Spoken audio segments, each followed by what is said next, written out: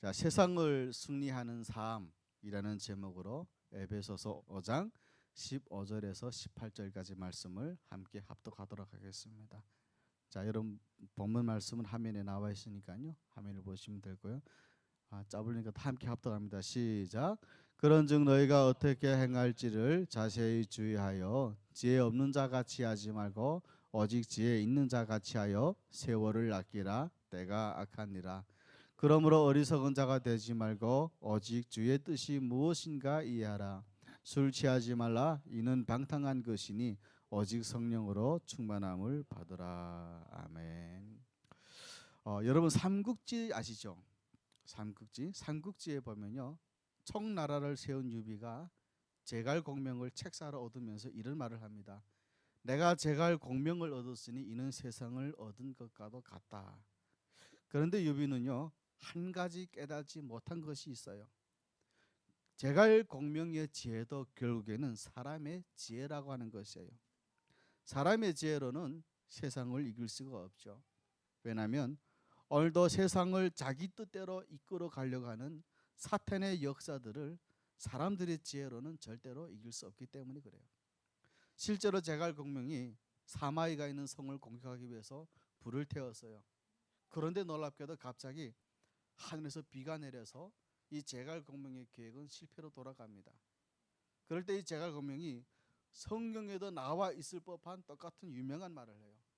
사람이 그 걸음을 계획할지라도 그 길을 인도하는 것은 하늘이라 라는 말을 합니다. 제갈공명 스스로도 사람의 지혜로는 하늘의 지혜를 이길 수 없다는 것을 인정을 한 것이죠. 결국이요, 제갈공명이 있는 그 청나라는 삼국을 통일하기는커녕 위나라에 의해서 삼국 중에 제일 먼저 멸망을 당하고 맙니다. 그러므로 세상을 가장 지혜롭게 사는 사람은 하늘의 지혜로 무장을 한 사람들이에요. 세상에서 가장 강한 사람은요, 세상의 건세를 가진 자가 아니고 하늘의 건세를 덧입는 자들입니다. 감사한 것은 우리 그리스도인들은 모두가 다 이 하늘의 지혜와 능력으로 세상을 이기는 삶을 살 수 있게 된 사람들이라는 것입니다.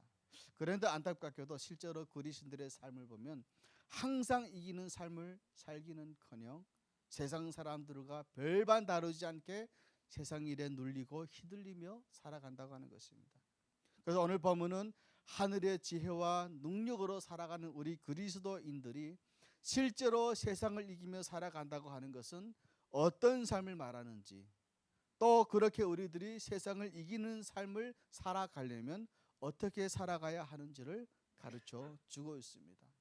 오늘 이 시간에 우리들 중에 내가 생각해도 현재 나는 세상 일에 눌리고 있고 세상 일에 휘둘리고 있고 살아가고 있다고 생각되신다면 오늘 말씀을 잘 들으셔서 세상을 승리하는 삶으로 살아갈 수 있기를 축원합니다.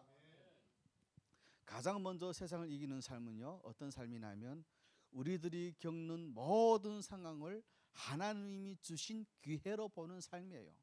오늘 보면 16절에 보시면 바울이 뭐라고 말했냐면, 우리가 함께 합독합니다. 시작. 세월을 아끼라. 때가 악하니라 라고 이런 말을 합니다. 그런데 안타깝게도요, 오늘 많은 우리들은 이 말씀을 잘못 이해하고서 엉뚱한데 적용을 해요. 제가 여러분 한 분 한 분에게 이 말 뜻이 무엇이며 가끔 물어보면 아마 여러분들은 한 3분의 2 이상은 이 말의 뜻을 엉뚱하게 이해하고 계실 거예요. 사실 많은 경우 성도님들은 이 말씀을 어떻게 이해하냐면 살아있는 동안 시간 아껴서 열심히 섬기는 삶을 살라 이렇게 이해를 할 거예요. 그런데 이 말씀은 영어 성경으로 보면 전혀 그런 뜻이 아니라는 것입니다.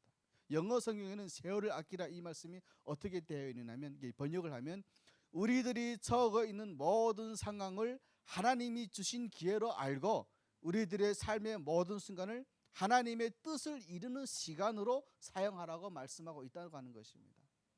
우리들의 삶에 벌어지는 모든 상황들이 속상하고 괴롭고 또한 억울하고 두렵고 애통해도 원통해도 이 모두가 사실은 알고 보면요, 다 하나님의 뜻을 이루시도록 하나님이 있게 하신 상황이라는 것을 깨닫고, 그저 이 상황에서 불평이나 하면서 큰일이 났구나, 염려나 하면서 그렇게 했지 말고 오히려 그 상황을 역으로 이용해서 하나님의 뜻을 이루는 기회로 삼아 보라는 말씀입니다. 너무 다르죠. 우리가 생각하는 거고요. 사실 우리는 하나님의 자녀가 되어서 영원한 나라를 상속한 자들이라는 건 다 이미 알고 있어요. 그런데 그 나라는요, 이 땅의 삶하고는 비교될 수 없는 영광스러운 것이에요. 그래서 요한계시록 21장 3, 4절에 보면 우리 함께 하나님 말씀 합독합니다. 시작.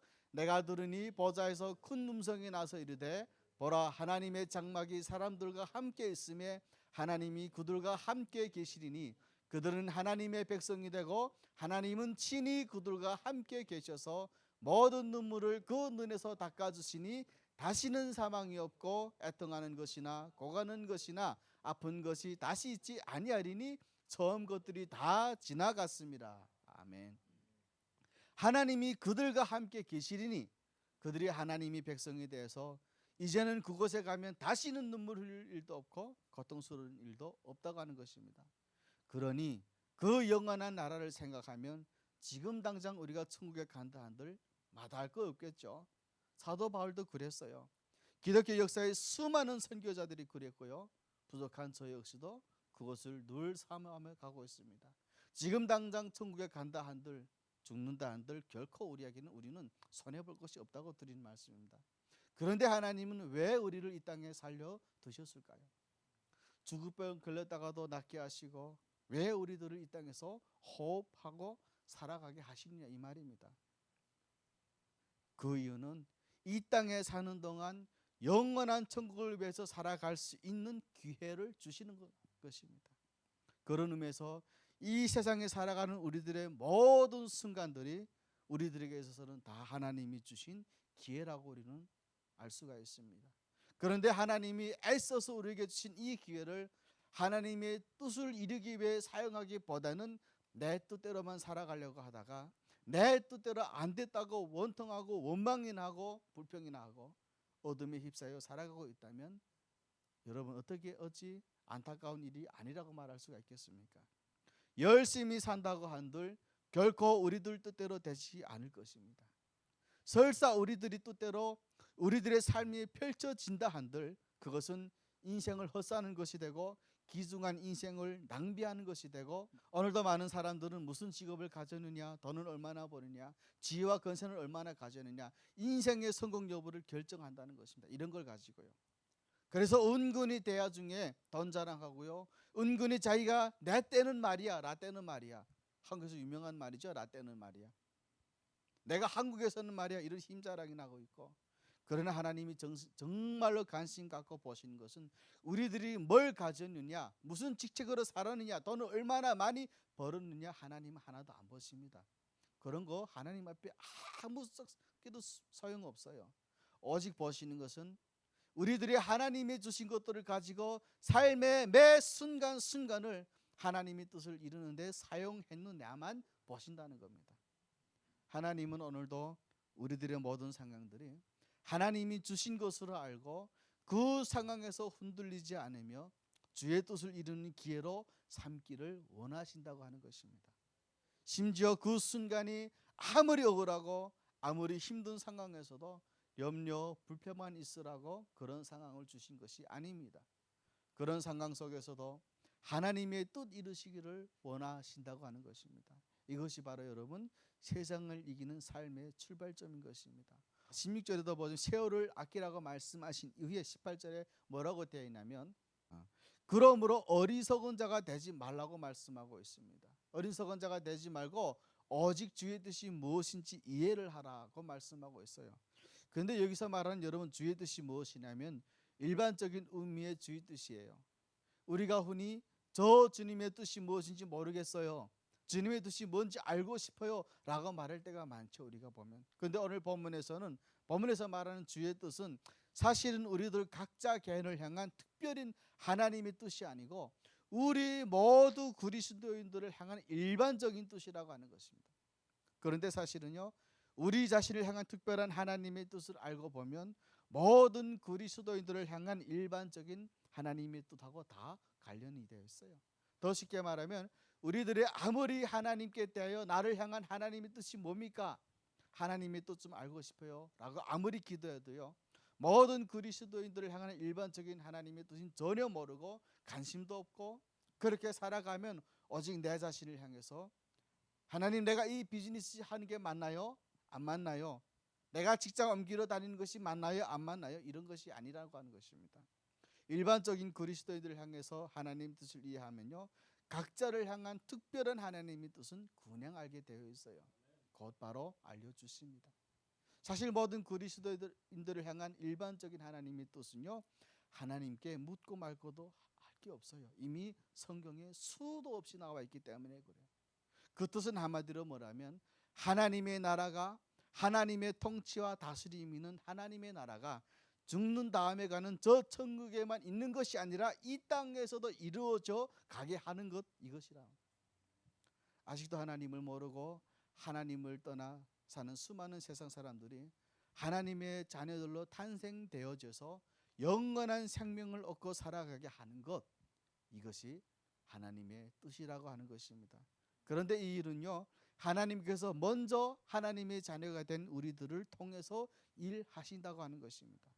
우리가 전하는 십자가의 복음을 통해서 이루어 가시고요, 무엇보다 우리의 입술로 전하는 복음만 아니라 우리의 섬기는 삶, 우리들의 세상을 향해 이웃들과 가족들을 향해 섬기는 아가페적인 삶을 통해서 이루어져 가게 하신다고 하는 것입니다. 따라서 삶의 매 순간에 그 순간이 고통스럽고 심지어 억울한 순간일지라도 오히려 그 상황을 역이용해서 하나님의 사랑을 전할 수 있는, 하나님의 사랑은 이런 거다라고 나타낼 수 있는 기회로 삼는다면, 그것이 바로 하나님의 뜻을 이루는 것이고 세상을 승리하는 삶이라고 하는 것입니다. 과연 우리들은 지금 세상에서 세상을 승리하는 삶을 과연 살고 있을까요? 아니면 세상에서 쫓기면서 살아가고 있을까요? 에콰도르에서 원주민 선교를 하다 순교하신 5분의 선교사님 이야기가 있어요. 이들의 삶을 그린 영화가 엔드 버스피어, 창끝이라는 영화잖아요. 우리나라에서는 전능자의 그늘이라고 나온 책이 출간되고 있죠. 위턴 칼리지를 졸업한 짐 엘리엇을 비롯한 5명의 젊은 선교사들이 원주민 선교를 가다가 죽어요. 다 순교를 합니다. 원주민들의 그 창에 맞아서 순교를 하죠. 그런데 그 순교하는 날, 와다니족을 찾아가는 날 아침에 선교사가 총을 손질해요. 총을 손질하고 있으니까 그 젊은 선교사의 어린 아들이 그러는 거예요. 아빠는 위험하면 그 총을 쏠 거야? 물어봐요. 그러니까 짐 엘리엇 선교사를 비롯한 선교사를 뭐라고 답을 하냐면, 아니야, 아빠는 천국 갈 준비가 되어 있지만 그들은 아직 천국 갈 준비가 되어 있지 않아. 그래서 총을 쏠 수가 없다라고 말을 합니다. 실제로 나중에 그들은 창에 맞아 5명이 다 죽으면서 봤는데 총 한 방도 쏘지 않았다고 해요. 자기의 생명을 지키려면 사실 총을 쏠 수도 있잖아요. 총알은 그대로 남아 있었다고 합니다. 짐 엘리엇이 자신이 죽음을 당하는 그 상황조차도 하나님의 뜻을 이루는 상황으로 바꾼 거예요. 그래서 그들은 창에 맞는 죽는 순간에도 우리들은 당신들의 친구로 왔습니다, 이렇게 말하면서 죽어요.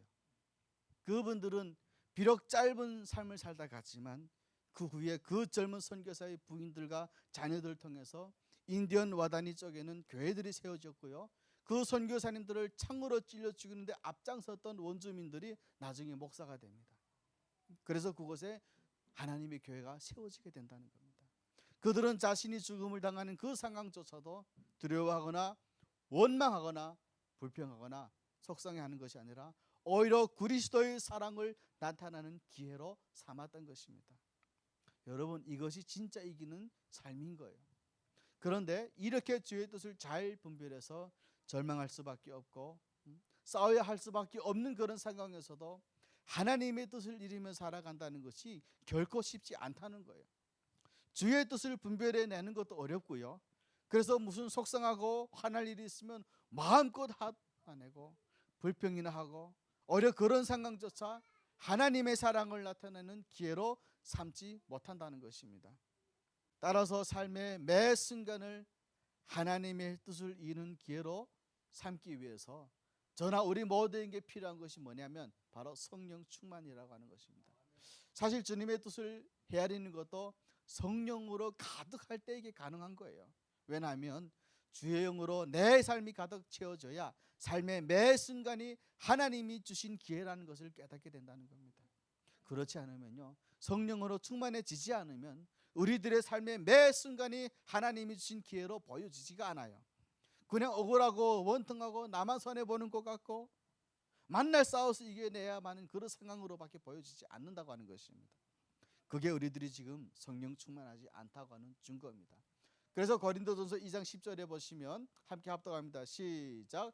오직 하나님이 성령으로 이것을 우리에게 보이셨으니 성령은 모든 것 곧 하나님의 깊은 것까지도 통달하시느니라 라고 말씀하고 있지 않습니까? 그래서 우리는 주의 뜻을 분별하고 또 주님의 뜻을 이루어낼 능력도 공급받으려면 절대적인 성령의 충만함을 받아야 돼요. 그래서 사실 우리 그리스도인들은 처음 예수님 믿는 순간 우리 안에 다 성령이 임하기는 하죠. 고린도전서 12장 3절 말씀 함께 봉독합니다. 시작. 그러므로 내가 너희에게 알리노니 하나님이 영으로 말하는 자는 누구든지 예수를 저주라 할 자라 하지 아니하고 또 성령으로 아니하고는 누구든지 예수를 주시라 할 수 없느니라. 아멘. 그러니 지금 우리는요 다 예수님을 주님이라고 고백하잖아요. 그게 다 하나님의 은혜요 성령님이 우리 마음에 있기 때문에 우리가 그런 고백을 할 수 있다고 하는 것입니다. 그런데 문제는 우리에게 정말 필요한 것은 성령께서 우리들 안에 계시는 것만이 아니라 그분이 우리들의 삶을 완전히 지배하는 주인으로 계시는 것이 필요하다고 하는 것입니다. 김일성과 김정일이가 지금까지 내 마음에 가득했다면 이제는 성령님이 내 마음에 가득히 채워져야 한다는 것입니다. 지금 예배 자리에 나오시는 모든 분들 거의 대부분이 다 성령님이 계셔요. 그런데 문제는 성령님이 우리들의 삶의 주인이 아니라고 하는 것입니다. 뭔가 우리들이 원하고 바라는 거 이루어주는 알라딘의 마술램프 같은 그런 진이 아니라고 하는 것입니다. 성령이 아니에요. 주인이 아니에요. 그래서 우리들의 삶을 성령이 완전히 지배하는 주인으로 계실 때 비로소 우리들의 매 삶의 순간을 주님의 뜻대로 사용할 수 있습니다. 그리고 이것을 우리는 성령 충만이라고 하는 것입니다. 다시 말해서 성령이 우리들의 삶의 행동과 생각을 완전히 지배하는 것이죠. 오늘 보면 18절에서도 보면 성도가 성령으로 충만함을 입어야 한다고 말을 하면서 술 취하지 말라 이는 방탕한 것이니 오직 성령으로 충만함을 받으라고 하는 것입니다. 여러분 성령 충만이라는 것은 성령의 완전한 지배를 받는 상태죠. 그리고 성령에 취한다는 것은 우리들의 삶을 성령이 완전히 지배한다는 것이죠. 내 욕심은 자꾸 이거 하고 싶어요. 절로 가고 싶어요. 그런데 성령님께서는 이걸 하지 못하게 만들고 이쪽으로 가게 만들어요. 이게 성령 충만이라. 내가 원하는 생각과 성령이 원하는 삶이 다르다는 겁니다. 오늘날 우리들의 삶의 모든 순간을 하나님의 뜻을 이루는 기회로 삼는 그런 지혜로운 삶을 살려면 가장 먼저 필요한 것이 성령 충만입니다. 성령이 완전히 지배될 때만이 그 모든 순간이 그저 불평스럽고 원망스럽지 않는 것입니다. 그래서 성령 충만은 우리 그리스도인들에게는 선택 사항이 아니에요. 우리가 기억하셔야 될 것이 하나 있는데 성령 충만은 필수 사항입니다. 우리 모두가 그리스도인이라면 반드시 성령 충만하셔야 됩니다.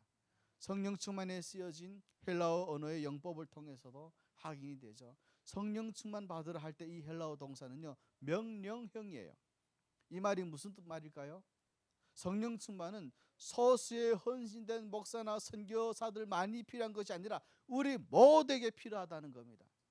모든 신자는 세상에서 하나님의 뜻을 이루며 승리에 가기 위해서는 성령 충만함으로 받는 능력이 필요하죠.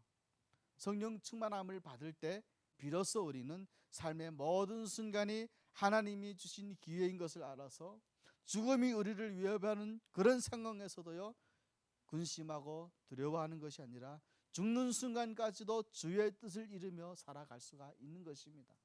성령 충만 받을 때 지난날에 가졌던 세상을 향한 욕심들이 사라지고요, 지난날에 싸우기를 좋아하며 질투와 시기로 가득 찼던 마음들이 사라지는 것입니다. 대신에 단기 선교 간다 그러면 돈이 없어도 단기 선교를 가서 이웃을 돕는 일을 기뻐하고 복음이 땅끝까지 전해지는 일에 쓰여지도록 헌금을 해도 하나도 아까워하지 않는다고 하는 것입니다. 예배를 드릴 때마다 감격의 눈물이 절로 나오고 말씀을 들을 때마다 하나님의 음성으로 듣는 거예요. 자신도 모르게 아멘이라는 소리가 마음의 소리로 울러나오게 되는 것입니다. 이것이 여러분 성령 충만이라고 하는 것입니다. 그런데 안타깝게도 이 성령 충만은 한 번 충만받으면 그것으로 평생 지속하는 것이 아니라고 하는 거예요. 사람들이 부흥회 같은 데 집회를 계속 가요. 그런데 문제는 부흥회 가서 은혜를 듬뿍 받았다고 해서 1년 내내 성령 충만해지지 않는다는 것입니다. 제가 아는 한 부흥회 은혜는 3일밖에 못 가요. 3일 가도 진짜 잘 가는 거죠, 사실은. 그래서 어떤 목사님들은요 부흥회를 잘 안 하려고 해요. 왜냐하면 해봐야 일주일 가면 많이 가는 거고 뭐 또 심한 거긴 하지만 내가 성령 충만해졌다가도 어제까지는 분명히 성령 충만했는데 그런데 오늘 갑자기 이유를 모르게 막 내 마음에 두려움이 찾아와요. 주변의 사람들이 다 못마땅해 보이고 주변의 사람들이 다 틀려먹은 것처럼 보이기도 한다는 겁니다. 그렇다면 우리는 지금 성령 충만하지 않다고 하는 것입니다. 그런데 여러분 이유는 너무나 사실은 간단해요. 성령 충만은 한 번 충만이 아니라 계속 충만을 받아야 된다는 것입니다. 그래서 우리들이 금년 초에는 내가 성령 충만 받았는데 여름에 들어가서 점점 영적으로 다운되어 있고 뭔가 흥미도 없고 뭐 하고 싶지도 않고 그냥 어영부영 그렇게 신앙생활을 하고 싶어진다고 하는 것입니다. 그렇다면 그런 분들에게 가장 필요한 것이 뭔지 아시죠 여러분? 성령 충만이에요.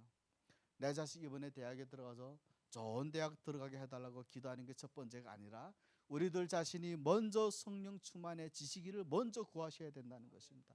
우리들의 성령 충만해지지 않으면 우리 자식들 일도 뜻대로 되지 않아요. 그렇기 때문에 계속 우리는 성령 충만을 받도록 우리는 간구하셔야 되는 겁니다.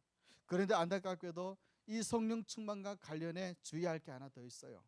성령 충만을 자꾸 내가 어떤 느낌이나 감각이나 체험을 통해서 판단하려고 하지 말아야 된다고 하는 것입니다.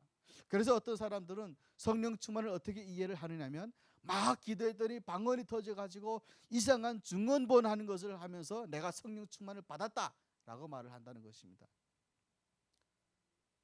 단절하기는 어렵지만 여러분 웬만하면 속지 마세요. 그것은 성령 충만이 아니에요. 성령 충만이라고 하는 것은 감각적으로 느끼는 것이 아니라고 하는 것입니다. 물론 가끔 성령 충만 받을 때 방언의 은사가 같이 나타나거나 뭔가 따뜻한 기운이 나를 감싸는 듯한 그런 느낌을 받는 사람들도 있어요. 그런데 성령 충만은요 이런 현상을 설명하는 것이 아니에요. 성령 충만은 우리들의 삶이 성령에 의해 완전히 지배되는 걸 말하는 겁니다.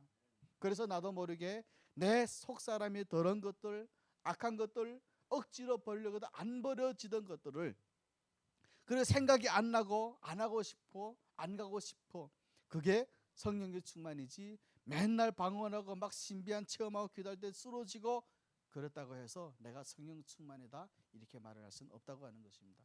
그런 성령 충만을 좋아하시면 여러분 사탄이 그런 분들 제대로 속이는 겁니다. 그런 체험을 많이 하게 되고요. 그런데 결국 사탄이 원하는 삶을 살아가게 만들어 버릴 수도 있다고 하는 것입니다. 그래서 하나님의 말씀에는 별로 관심이 없고요. 그냥 신비한 체험을 수없이 하는 그런 집회만 쫓아다니고요. 조그만 복잡한 일이 생겨도 자기가 들어앉아 하나님께 뜻을 구하는 것이 아니라 소위 예언의 은사를 받았다고 하는 사람들을 찾아가서 그 앞에 엎드리고 아니 이게 무슨 성령 충만이에요 이게. 꿈이나 환상 같은 신비한 방법을 통해서만 하나님의 뜻을 확인하려고 하는 것 그거 대단히 위험합니다. 성경은 여러분 잘 보셔야 되는 게 성경은 매 시대 매 시기 때마다 하나님의 역사가 달랐어요. 이 세상이 막 성령 충만해서 환상이 보이고 뭐 보인다 그러면 이 세상이 하나님 보시기에는 마땅치 않은 거예요. 하나님 보시기에 이 세상은 못마땅한 거예요. 여러분 구약 성경을 보세요. 하나님이 그 시대에 어떻게 일을 하시는지 왜 그 시대가 성경이 기록이 되었는지 그럼 하나님 그 시대에 어떻게 일을 하시는지 우리는 보면 이 시대 자체가 하나님 앞에 죄악된 시대였구나. 그래서 무디 같은 목사님들이 일어났던 거고 훌륭한 목사님들이 일어나 그 시대를 풍만하게 성령으로 다 이게 회개 운동을 일으켜 세웠던 것입니다. 그런 체험 없이도 현재 우리들의 삶을 전적으로 예수님께 양도하고 있으면 우리들은 지금 방언의 은사 못 받아도요 성령 이미 충만하고 있는 겁니다. 아무리 신비한 체험을 해도 내 생각과 다른 상황이 펼쳐질 때 두려워하거나 낙심하거나 원망만 하고 있다면 그런 분들은 지금 성령 충만하지 않은 것입니다. 지금 당장 우리들에게 필요한 것이 있다면 말씀의 성령 충만을 받는 것이 제일 중요한 것입니다. 어떠한 현실적인 필요를 채워주는 무엇이 중요한 것이 아니라 우리들에게 말씀의 성령의 충만이 더 필요하다고 하는 것입니다. 그렇다면 어떻게 해야 우리가 성령이 충만해질 수 있을까요? 간단하게 두 가지를 말씀드릴게요. 가장 먼저는 내 삶 속에서 내가 지었던 죄를 회개하고 그 죄를 멀리 해야 되는 것입니다. 성령 충만을 위해서 필수는요, 지어진 죄에 대해서 속히 고백함으로 인해서 청산이 되어져야 된다는 거 하는 것입니다. 신자가 하나님과의 충만한 교제를 회복할 수 있는 유일한 출발은요, 죄를 고백함으로부터 시작이 되는 것입니다. 우리가 예수님께서 나의 모든 죄에 대한 대가를 치르신 분이라는 걸 믿고 구원주로 영접하면 그 순간 우리 모두는 하나님의 자녀가 되죠. 그런데 하나님과 우리들의 자녀된 관계는 결국 끊어지진 않습니다. 그래서 로마서 11장 29절에 보시면 이런 말씀이 있죠. 함께 합독합니다. 시작. 하나님의 은사와 부르심에는 후회하심이 없느니라. 하나님의 콜링에는 후회하심이 없다고 하는 거죠. 그러니까 하나님의 자녀를 불러놓고 네가 하는 짓 뻔하니까, 네가 하는 짓이 엉망이니까 너 안 되겠다 하고 하나님의 자녀나 지위를 탈락, 그런 일은 절대 우리한테 일어나지 않는다고 하는 것입니다. 왜냐하면 하나님 스스로가 후회하실 일을 안 하시는 그런 분이시기 때문에 그래요. 그렇다면 우리는 이제 마음대로 천국 가니까 마음대로 죄짓고 마음대로 정하면서 살아가도 될까요? 천만의 말씀이죠. 절대로 성령님이 우리들을 그렇게 놓아두지도 않고 그렇게 살면 그런 분들만 손해 볼 뿐입니다. 우리가 하나님과의 자녀된 관계는 끊어지지 않지만 수시로 하나님과의 교제하는 관계가 끊어지게 되고, 그러면 결국 하나님이 매 순간순간 우리들에게 주시고자 하는 하나님의 지혜와 그 능력을 누리지 못하고 살아요. 그리스도인답게 사는 것이 아니라 그리스도인답지 않는 삶을 살게 돼버린다는 거예요. 죄가 있으니까 그렇다는 거죠. 그래서 여러분, 우리 마음속에는 원망이고 아니면 욕심이 있을 수 있고 하나님의 뜻대로 순종하지 못하는 게 있다면, 그렇다면 우리는 있는 그대로 솔직하게 고백하셔야 돼요. 하나님, 내가 이렇게 살고 있네요. 이런 어두운 마음을 불쌍히 여겨주시고 이런 어두움으로부터 돌이키게 도와주시고 우리의 잘못된 삶을 하나님 앞에 고백을 하며 해결을 하셔야 된다는 겁니다. 그럴 때 성령 충만은 시작이 됩니다. 뻔히 죄인 줄도 알아요. 근데 자존심이 상해서 해결을 안 해요. 하나님 앞에 자존심이 뭐가 필요합니까? 내가 왜 그 인간을 하면서 그 인간을 내가 왜 용서해 줘야 돼 하면서 그 마음속에 억누름, 죄를 계속 담고 있다면 여러분, 그러면 성령 충만은 절대로 오지 않습니다. 그런 걸 욕심이라는 걸 말하고 불법이라는 걸 뻔히 알면서도 그런데 포기하고 싶지도 않고, 그러면서 무슨 성령 충만을 우리가 기대하겠느냐 말이에요. 그게 죄라면, 그것이 하나님이 원치 않는 것이라면 저부터 시작해서 우리 그런 부분을 회개하셔야 됩니다. 그럴 때 여러분, 우리 마음에는 성령 충만이 시작이 되는 것입니다. 그래서 진짜로 우리들이 성령 충만을 받으면 우리들이 안타까워하는 그거 아무것도 아니라는 것을 하나님이 분명하게 알게 하셔요. 더 좋은 것을 주시든지 너는 이런 거 필요 없어, 더 놀라운 하나님의 역사를 경험하게 하시는 거예요. 그런데 이것만으로도 성령 충만해지지는 않습니다. 자신의 죄악들을 하나님 앞에 고백하고 나서 두 번째로 해야 될 것은 성령 충만하게 해달라고 간절히 기도를 하셔야 되는 것입니다. 성령으로 충만해지는 것은 우리 스스로의 힘으로 되어지는 것이 아니기 때문에 그래요. 실제로 성령 충만 받으라 할 때 이 헬라어 용법은요, 수동태예요. 수동태로 쓰였는데 그게 무슨 말이냐면 성령 충만은 내가 충만해서 받는 것이 아니라 성령님께서 주셔야 받을 수 있는 것이 성령 충만이라고 하는 것입니다. 그렇다면 성령이 주시는 성령 충만이라고 하면 우리가 성령 충만 받기 위해서 해야 될 일이 무엇이 있을까요? 무릎이라도 꿇고 내가 성령 충만해지기를 간절히 간구해야 되는 것입니다. 우리들이요, 성령 충만은 좋은 것이구나, 나도 좀 하고 싶은데 머릿속으로만 생각하고 아무런 간구도 하지 않는 채로 하나님이 알아서 해 주시겠지, 성령도 주셨으니 충만도 알아서 주시겠지 하고 있다면 절대로 그런 분들에게는 성령 충만해지지 않습니다. 내가 오늘 살 길은 오직 성령 충만한 일밖에 없다, 이런 절박한 심정을 가지고 성령 충만하게 해달라고 간절히 하나님 앞에 구하셔야 된다는 것입니다. 그러면 여러분 놀란 일이 벌어져요. 뭔지 아세요? 성령 충만이요 갑자기 우리 마음에 생깁니다. 아무것도 갑자기는 없어요. 하루에 아침에 되는 건 없어요. 근데 여러분 성령 충만은 달라요. 우리들이 진심으로 하나님 앞에 죄를 고백하고 회개하고 성령 충만을 위해 간절히 기도하면 그 즉시 성령은 우리 마음에 훅 들어오십니다. 저도 종종 건강 걱정이 생기기도 하고 사람들 때문에 마음이 아프고 힘들 때 성령 충만해질 때가 어느 순간 어둠으로 점점 빨려 들어갈 때가 있어요. 그때 제가 깨달아야 되는 것이 내가 지금 사탄에게 속는 거구나. 그 즉시 하나님께 엎드립니다. 제가 제일 기도하기 좋아하는 장소는 사실은 교회도 있는데 저는 차 안에서 기도하기 너무 좋아요. 왜냐하면 차는 나만의 공간이기 때문에 그 누구도 노터치하니까 차 안에서 기도를 하면 갑자기 마음이 막 이렇게 뜨겁게 다가오는 것을 여러 번 느낍니다. 그리고 여러분 고백해요. 성령님 제가 죄를 지었습니다. 용서해 주시고 저를 다시 성령 충만하게 해주세요. 그러면 놀랍게도 갑자기 어두웠던 마음이 뭔가 억눌렸던 마음이 갑자기 확 튀는 것을 자주 경험하기도 합니다.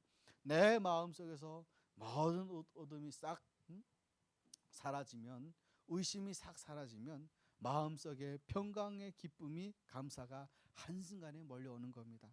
마가의 다락방에 모였던 예수님의 12 제자들과 성도들은 예수님께서 승천하실 때 말씀하셨던 것처럼 하늘에서 성령 내려주시기를 기다리고 있었죠. 그런데 그들은 그 시간 동안 아무 일도 하지 않으면서 묵묵히 가만히 기다리고만 있지 않았습니다. 간절히 기도했어요. 그래서 사도행전 2장 13절 14절에 보면 기도에 오로지 입선했다라고 말을 하고 있지 않습니까? 그때 성령님은 그들에게 임하셨어요. 그것도 충만하게 임했다라고 써있는 것입니다. 교회가 성령 충만한 교회가 되기 위해서도 사실 다른 방법은 없어요. 오직 간절한 마음으로 마음을 같이 해서 기도하면 성령은 충만하게 되어 있습니다. 기도도 하지 않고 그냥 가만히 앉아서 자동적으로 성령 충만해지는 교회는 절대 없어요. 우리 교회는 왜 이렇게 성령 충만해지지 않는 거야? 그렇게 느껴진다면, 그렇게 혹시 느끼신다면 여러분 우리 교회는 성령 충만하지 않냐고 한탄만 하고 불평만 하고 있을 것이 아니라 우리들부터 성령 충만해지도록 기도하셔야 된다는 것입니다. 그러면 그 즉시 교회는 성령 충만해집니다. 2000년 기독교 역사에서 전무후무한 부흥의 역사를 나타냈던 1907 평양 대부흥도 그랬어요. 우리는 계속 그 현상만 보고 부흥만 초점 맞추는데 여러분 어느 날 가만히 앉아 있는데요, 평양의 대부흥이 딱 떨어진 것이 아니라고 하는 것입니다. 평양 시내 10만 명의 평양 시민들이 다 문을 닫고 그 대부흥의 집회가 온 게 아니라고 하는 것입니다. 그로부터 한 달 전에 원산에서 하디스 선교사를 비롯한 수많은 선교사님들이 모여서 조선 땅을 위해서 기도를 했다는 거예요. 그래서 평양 대부흥이 왔던 것입니다. 말씀을 맺겠습니다. 오늘 우리 그리스도인들은 항상 승리하는 삶을 살 수 있기를 바랍니다. 그 승리하는 삶이란 어떤 힘든 상황에서도 그저 불평이나 하고 원망이나 하고 싸우려고 하는 것이 아니라 오히려 그리스도의 사랑을 나타낼 수 있는 기회로 삼는 것입니다. 그러므로 우리에게 가장 먼저 필요한 것은 내가 바라는 대로 뭔가가 되어지기를 구하는 것이 아니라 먼저 우리들 자신이 하나님의 성령으로 가득 차게 해달라고 구하는 것이에요. 완전히 우리들의 삶에 성령의 지배를 받아서 생각하는 것도 말하는 것도 행동하는 것도 예수님처럼 나타나게 해달라고 구해야 된다는 것입니다. 주여 이 시간 우리를 긍휼히 여겨 주시옵소서. 우리에게 성령으로 충만하게 해 주시옵소서. 우리들의 죄악과 허물을 회개하오니 주님 우리를 긍휼히 여겨 주시고 다시 한번 우리 모두가 성령 충만하게 하소서. 이렇게 기도할 수 있기를 예수님 이름으로 축원합니다. 기도하겠습니다.